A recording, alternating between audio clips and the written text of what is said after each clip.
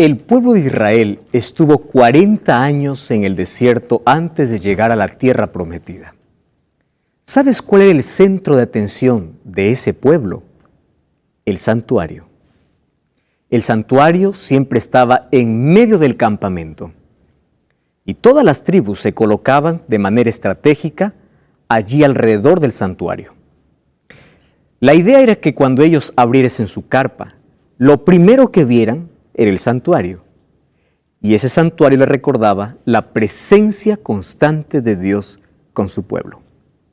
Lo curioso es que allí no solamente se ofrecían sacrificios todos los días, sino que una vez al año, y allí se iniciaba un juicio o purificación. ¿Está todo? ¿Algún país no mencioné? Está todo, ¿no? Bueno. Y bueno, y no solamente este es un programa que mira a personas de Sudamérica, sino también hay muchas personas allá en Centroamérica, Norteamérica, en todo el mundo. En todos los continentes hay personas que nos escriben semana a semana dando una apreciación muy positiva. Y nos encanta ver siempre esas decisiones tomadas a favor, no de una religión, no a favor de una iglesia, sino a favor de la palabra de Dios. En este tiempo final, la palabra de Dios tiene que ser exaltada. No un hombre, no un líder, sino la Biblia. Y gracias por acompañarnos siempre en este estudio. Hoy vamos a hablar sobre un tema tan interesante. Nuestro tema será un cordero y un macho cabrío. ¿Escucharon ustedes hablar acerca de machos cabríos? Su equivalente sería un buey, ¿verdad? A un lenguaje más simple. Vamos a orar, como siempre es nuestro hábito, nuestra costumbre, para poder hablar sobre este tema tan importante. Querido Dios, gracias por este privilegio lindo que tenemos de reunirnos en un lugar como este para abrir tu palabra. Y también gracias por la tecnología, gracias por la ciencia, gracias por los medios de comunicación que nos permiten llegar a cada hogar, a cada persona, ahora acortando distancias. Mira aquella familia, aquel joven, aquella señorita, aquel hombre, aquella mujer, aquella persona que está allí frente a la TV, frente a una pantalla, mirando este programa. Y gracias porque al compartir tu palabra, tú nos hablas siempre a nuestro corazón. Tu Santo Espíritu nos dio una vez más al conocimiento de tu verdad y hoy te pedimos que hables a nuestro corazón en el nombre de Jesús. Amén. Muy bien, vamos a hacer un breve repaso de lo que nosotros ya habíamos visto hasta hoy. Recuerdan ustedes en Daniel 7, esto nos va a ayudar para introducir el tema de hoy. Daniel 7 hablaba acerca de 4 bestias. ¿Cuál era la primera bestia? Un león. La segunda, un oso. Tercera, un leopardo. Cuarta, una bestia terrible. Estas 4 bestias representaban a los 4 mayores imperios en el mundo, que por supuesto hoy son historia: Babilonia, Medo-Persia, Grecia y Roma. Solo que de Roma quedaría algo hasta los últimos días, como nos mostraba en el sueño de Nabucodonosor. Ahí encontramos entonces el equivalente. Dios mostró a Nabucodonosor el suceso de los imperios, pero le mostró solamente la parte política, la lucha entre ellos. Sin embargo, Dios mostró la misma visión al profeta Daniel y a ese suceso de imperios, a ese proceso, a esa lucha, aumentó un elemento, que es el elemento religioso. Es decir, no solamente cómo se mueve el mundo en la política, sino que cómo se mueve el diablo detrás de todo eso. A veces nosotros estamos entretenidos, ¿verdad? Mirando aquí problemas, crisis, política por acá, política por allá, pero no sabemos que hay un poder actuando de la misma manera, pero en contra de los hijos de Dios. Y Dios está al control de la historia, pero el diablo también quiere romper los planes de Dios. El diablo sabe que está perdido, sabe cuál es su final, pero trata de impedir, trata de atrasar, trata de meterse, trata de interferir para que Dios no cumpla sus planes. Sin embargo, sabemos que Dios siempre es el victorioso. Ahora, lo interesante es que en la 4ª bestia, que era terrible, la cual representaba Roma, y cuando hablamos de Roma en sus 2 fases, ¿se acuerdan? La Roma imperial y la Roma papal. Porque cuando los césares salieron del escenario, ¿quién quedó en la silla de César? El Papa. Entonces, es por eso que esta bestia apareció con 10 cuernos. Esos 10 cuernos dice la Biblia que serían 10 reyes. Mientras Daniel estaba mirando los cuernos, vio que salía un cuerno pequeño. Esos 10 cuernos, ¿a qué representaba? A 10 tribus bárbaras que dividirían el imperio. Comenzaron en el año 351 y lo derribaron en el año 476. Ustedes saben que uno de las cosas que prepararon la caída del imperio romano fue la inmoralidad, como ya les mencioné en algún momento, fue la corrupción, la cultura que ellos adquirieron era una cultura de desorden, a pesar de que políticamente eran ordenados y eran fuertes, pero cuando la moral cae, todo se destruye, a lo que nuestro mundo hoy está llegando. Ahora, Constantino comete un error grave cuando era emperador, un error político. Constantino fue el primer emperador que se bautizó y se hizo cristiano. Solo que al ingresar al cristianismo, él traía todas sus costumbres paganas. Él era un adorador del sol. Es por eso que instaló el día domingo como adoración, porque él seguía adorando a su Dios, pero ahora diciendo yo soy cristiano. Y muchas costumbres paganas ingresaron dentro de la iglesia. Y cuando la Biblia fue retirada, esas costumbres fueron puestas como dogmas, que lamentablemente hasta hoy se siguen practicando y se seguirán practicando. Solo que Constantino, ¿qué cosa hizo? Él hizo una ciudad en su nombre y él trasladó para la capital de su imperio esa ciudad. Ustedes se acuerdan de Constantinopla, ¿verdad? Su orgullo le llevó a mover la capital. Y cuando él movió en el año 350, a partir del año 351, Roma empezó a debilitarse porque es allí donde aprovechan las tribus extranjeras a posesionarse de Roma. Y eso es lo que ocasiona la caída.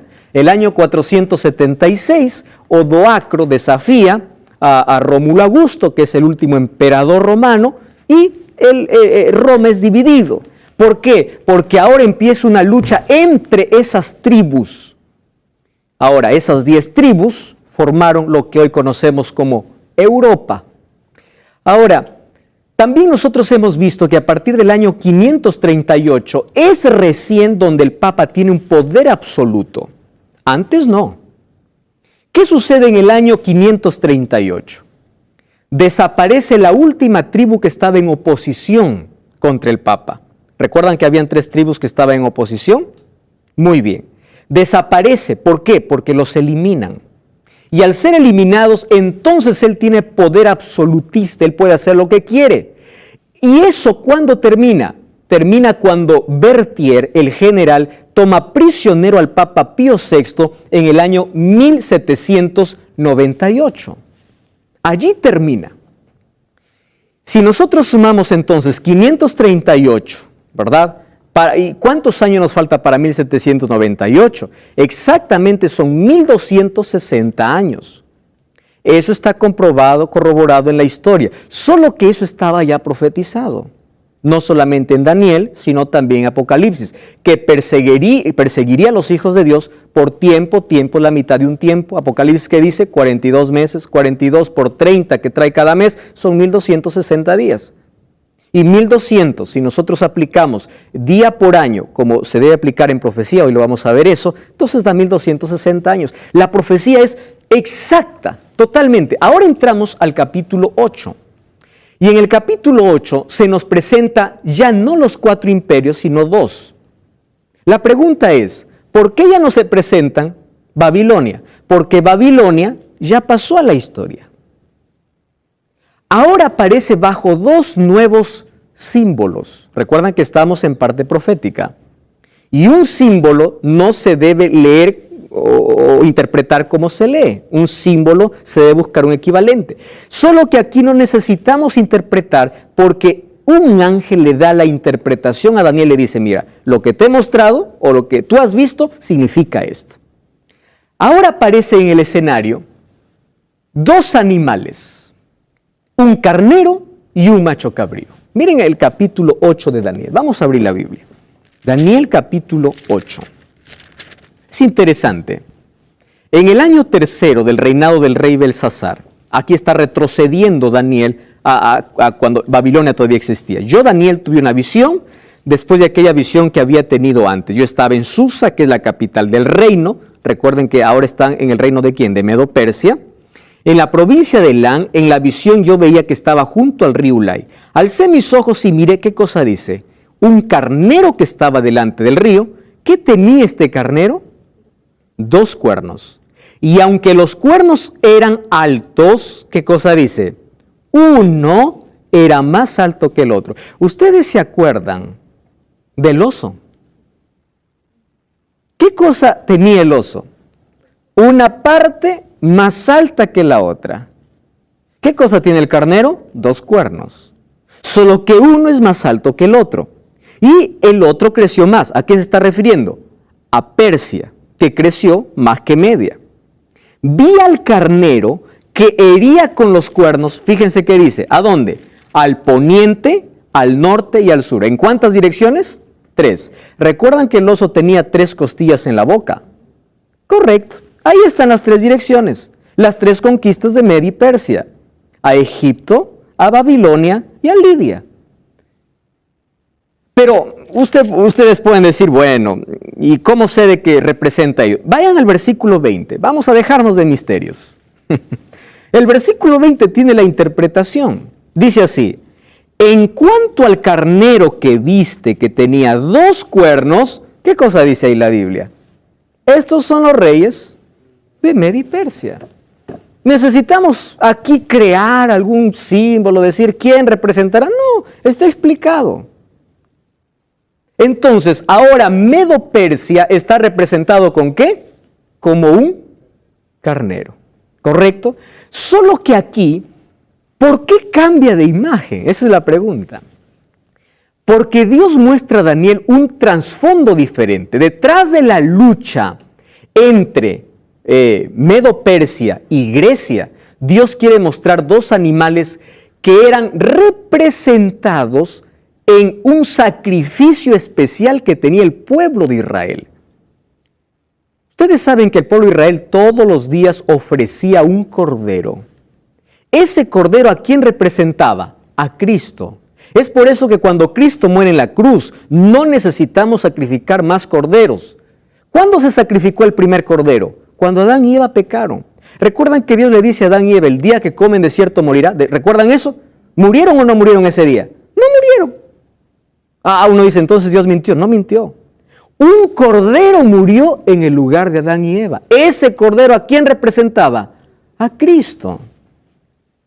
Desde ahí comenzó un camino de sangre para que el pueblo entendiera que si yo no muero es porque alguien tomó mi lugar y es Jesús. Un cordero era sacrificado todos los días. Cuando Jesús murió en la cruz y dijo consumado es, se acabó el sistema de sacrificios.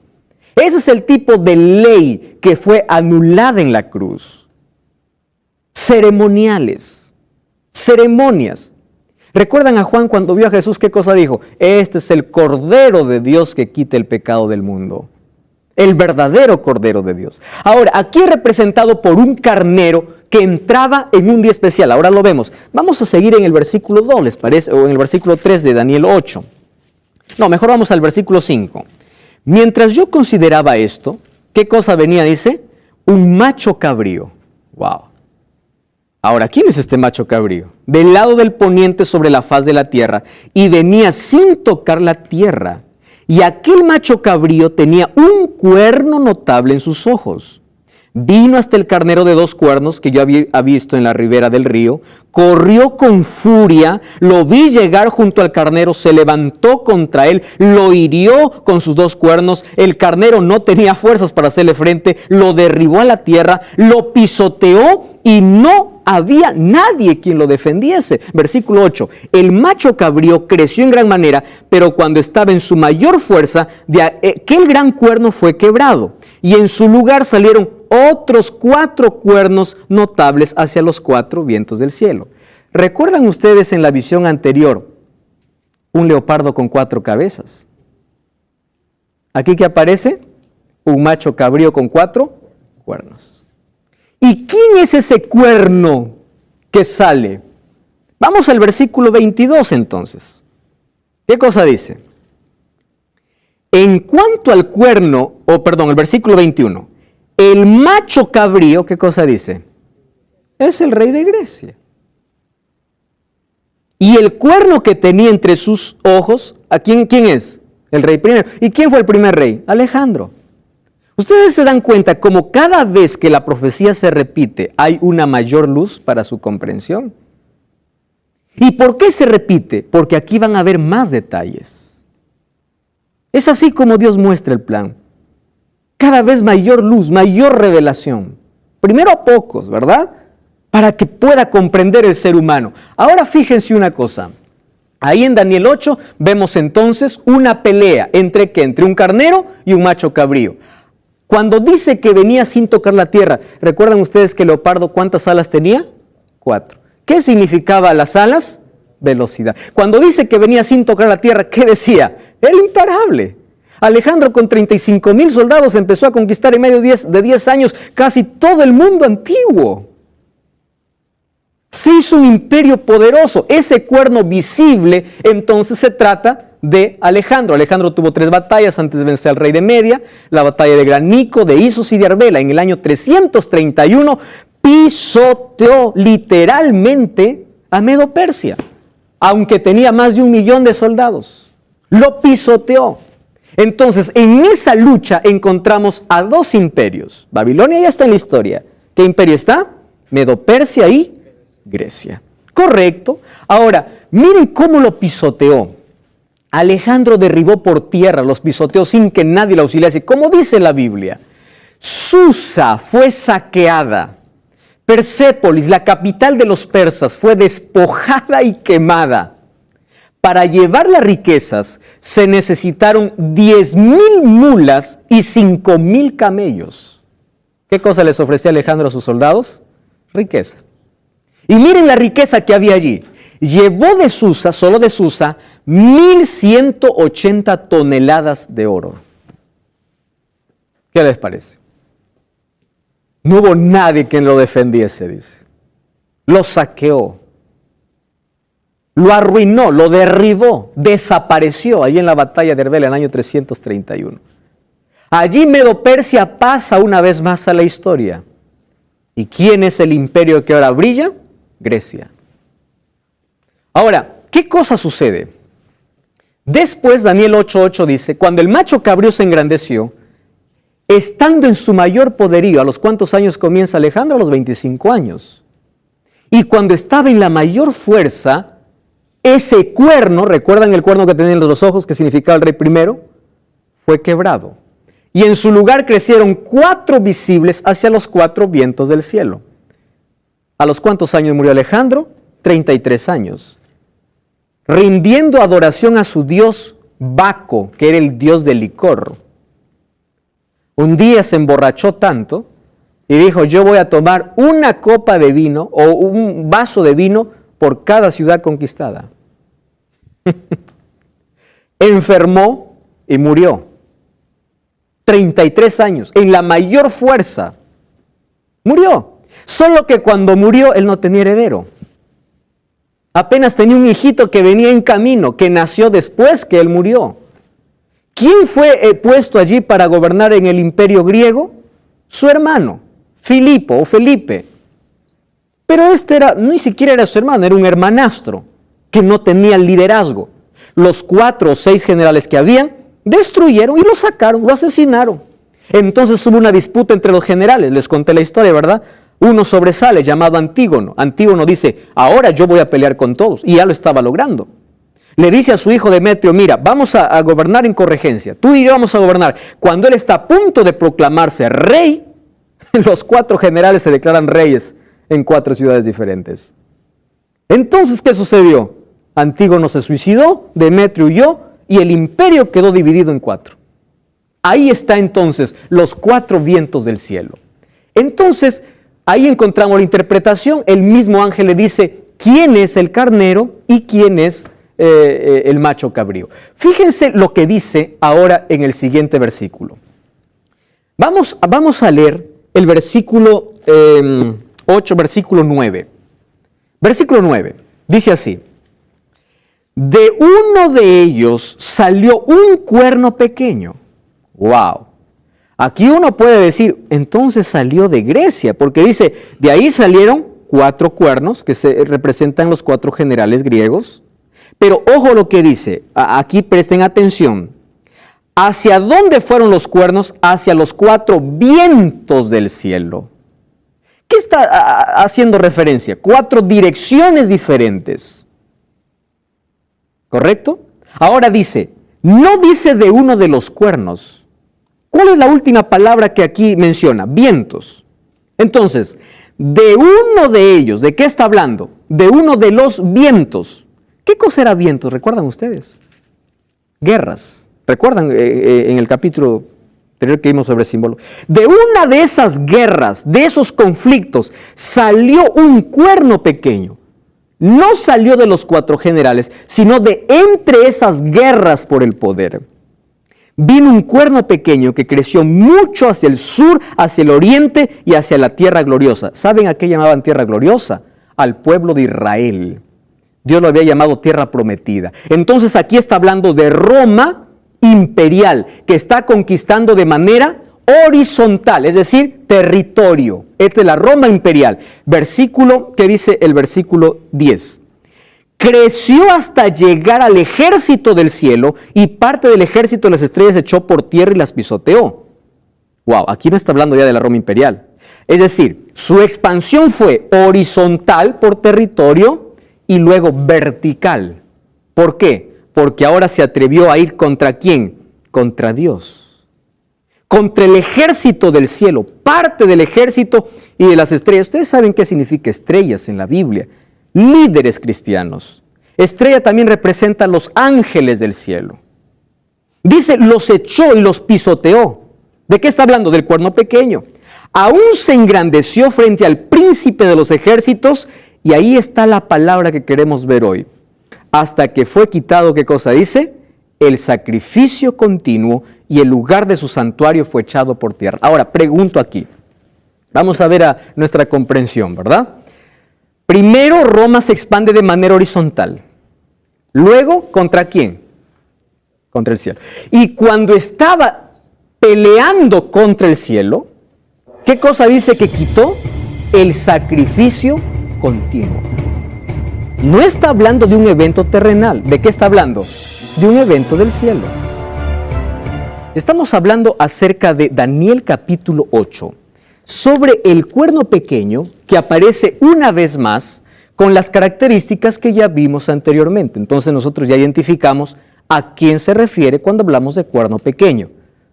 ¿Qué cosa es cuerno? Poder, ¿correcto? Muy bien. Se dice pequeño por la manera como inició, pero luego se engrandeció tanto que incluso quiere destronar a Dios. O en su mente destronó a Dios. Se engrandeció hasta el ejército del cielo. Y la palabra que aquí nos llama la atención dice, y quitó el sacrificio. Luego vamos a ver las otras expresiones, porque ahí dice, tiró la verdad por tierra y prosperó.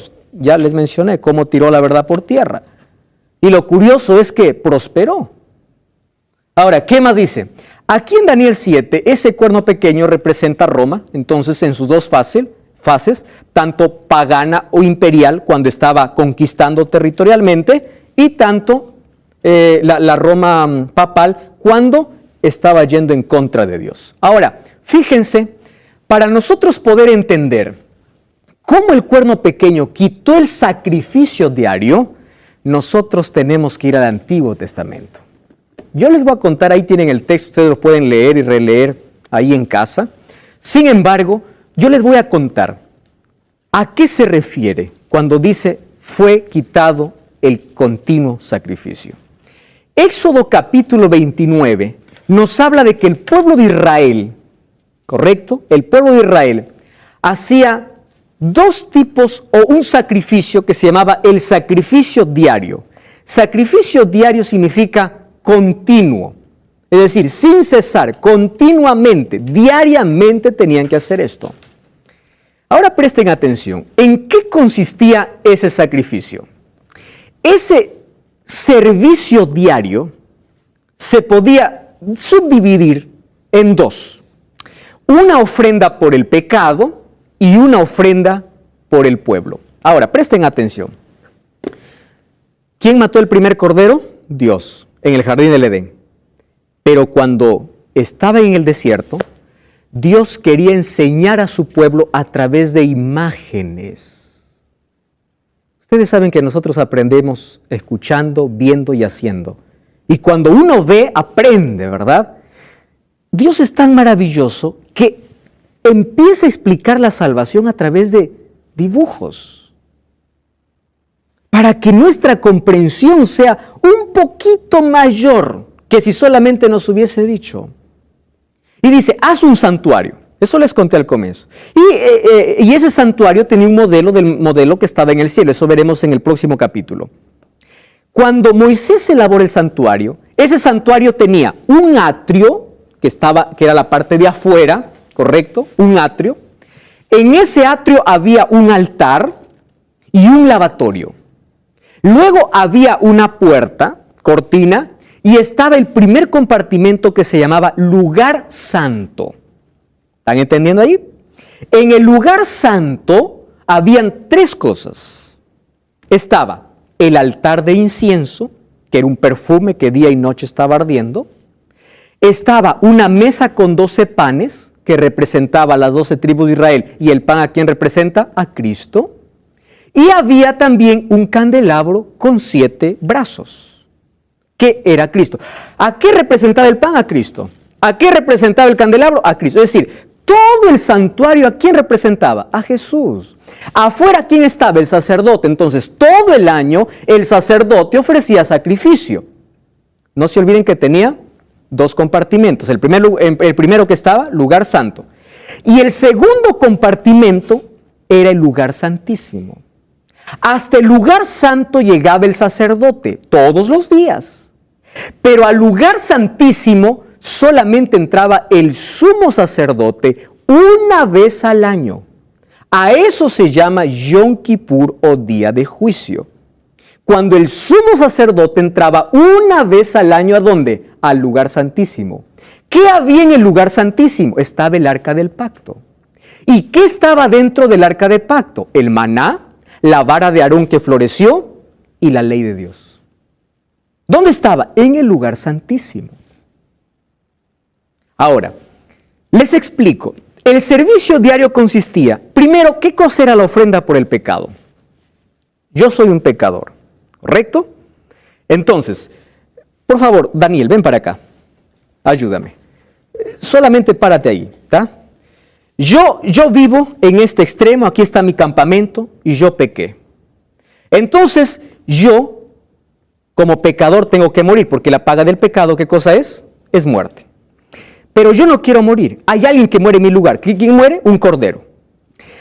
Tomo una ofrenda, tomo un cordero, llevo el corderito, tiene que ser el mejor, porque representaba ¿a quién? A Jesús. Tenía que ser sin defecto.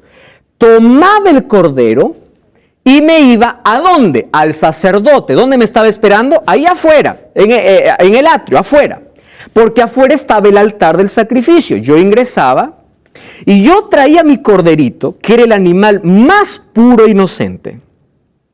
Entonces tú, Daniel, vas a representar al sacerdote. Yo vengo con el cordero y yo no voy a permitir, yo no te voy a dar que tú mates el cordero, sino que tú como sacerdote me vas a entregar un cuchillo, ¿correcto? Entonces, yo recibo el cuchillo y yo mato el cordero. Es decir, yo mismo, ese cordero está muriendo por mi culpa. Degollo el cordero, su sangre aquí me ensucia, pero yo estoy limpio por dentro. ¿Qué cosa haces tú como sacerdote? Tú tomas la sangre del cordero y ¿a dónde te diriges? Al lugar santo, ¿correcto? Ahí en el lugar santo, junto a los cuernos del altar donde estaba el altar del incienso, esparces la sangre. Tú sales y cuando yo estoy esperándote aquí, cuando tú sales, dices, solucionado. ¿Qué quiere decir? Antes de que yo mate el cordero, ¿sabes qué cosa ocurrió? Yo cerré mis ojos, Recuerda que tú eres sacerdote.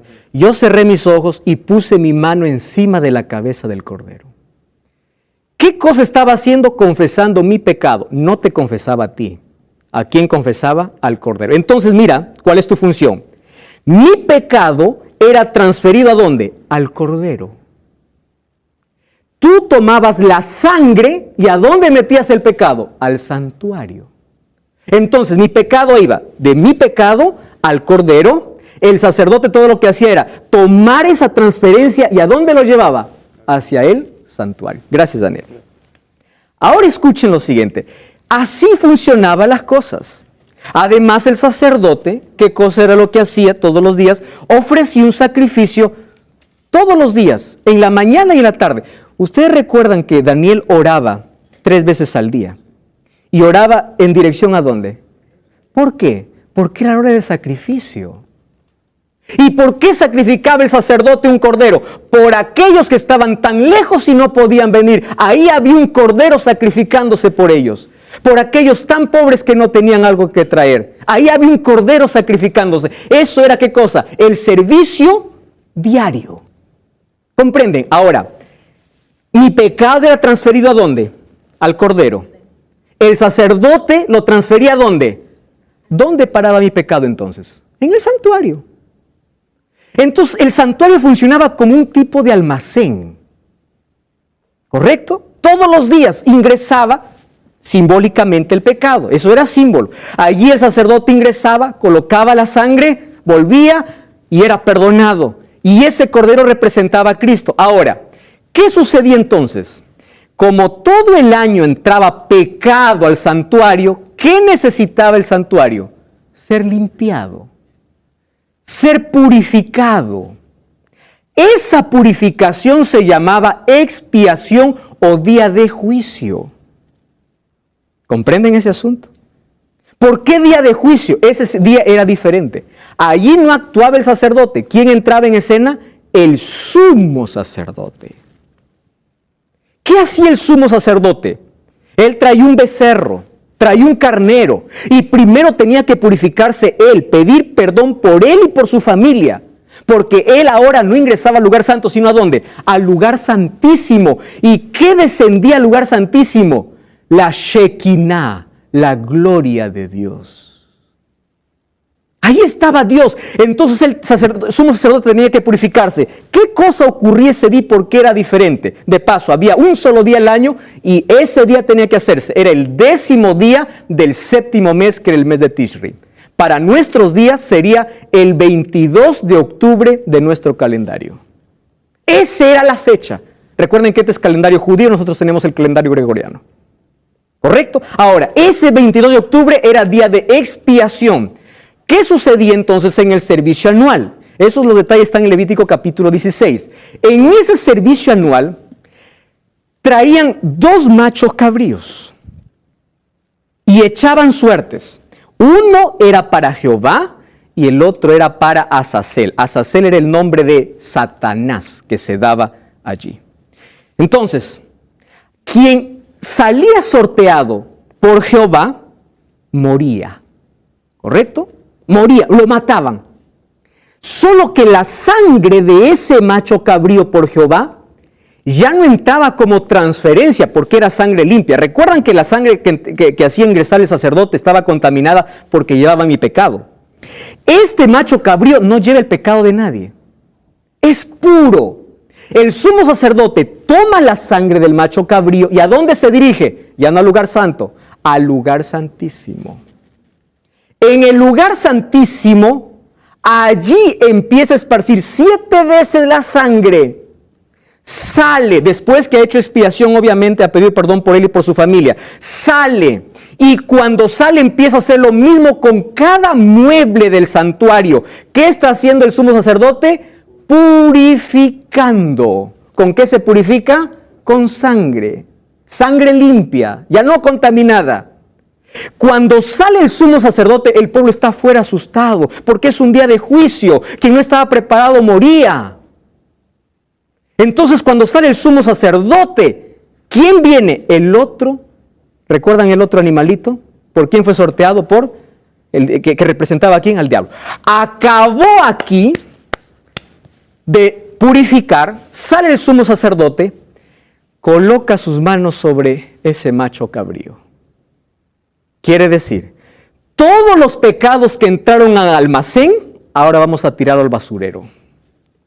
Ese animalito representaba el basurero final. Porque ¿a quién representaba el diablo? Finalmente, algunos dicen el diablo entra en la escena de santificación. No, el diablo solamente es el responsable por todos los pecados que hizo entrar ¿a dónde? Al santuario. Entonces se confiesa allí delante de ese animal y 2 hombres llevan a ese animal ¿a dónde? Al desierto. Muy lejos. Y ahí tiene que morir ese animal. ¿A qué representa eso? A Satanás cuando se queda preso aquí en este mundo por 1000 años, recuerdan Apocalipsis 20. Esa es la manera como Dios erradica el pecado. Así nos enseñaba al pueblo. Ahora fíjense, en ese día de purificación, en ese día se santificaba o en ese día se purificaba el santuario. ¿Qué cosa hizo el cuerno pequeño? Tiró. ¿Qué significa tirar? Sacar. ¿Por qué? Porque él instituyó un propio santuario cuando ya no era necesario. Cuando Cristo murió, acabaron los sacrificios, acabaron los sacerdotes. Pero el cuerno pequeño hizo su propio santuario y echó por tierra porque falsificó el sistema del santuario. ¿Cómo lo falsificó? Ahora, Cristo era quien perdonaba pecados, ya no un cordero ni un sacerdote. Entonces, ¿qué cosa hizo el cuerno pequeño? En lugar de dirigir a la gente hacia Jesús, ¿a quién lo dirige? A un sacerdote humano. Eso significa echar por tierra el sacrificio de Cristo.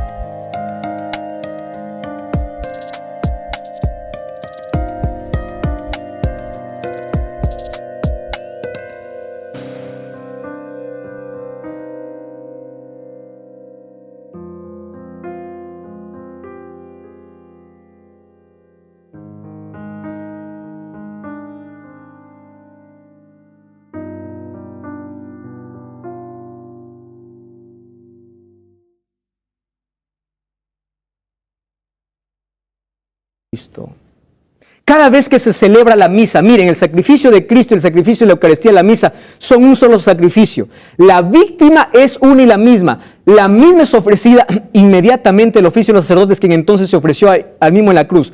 Solamente la manera de ofrecer es diferente. En ese sacrificio divino que es celebrado en la misa, el mismo Cristo que se ofreció a sí mismo en una manera cruenta, en la cruz ahora es ofrecido de manera incruenta. ¿Qué dice el sacerdote? En cada misa nosotros aquí convertimos el pan en el cuerpo.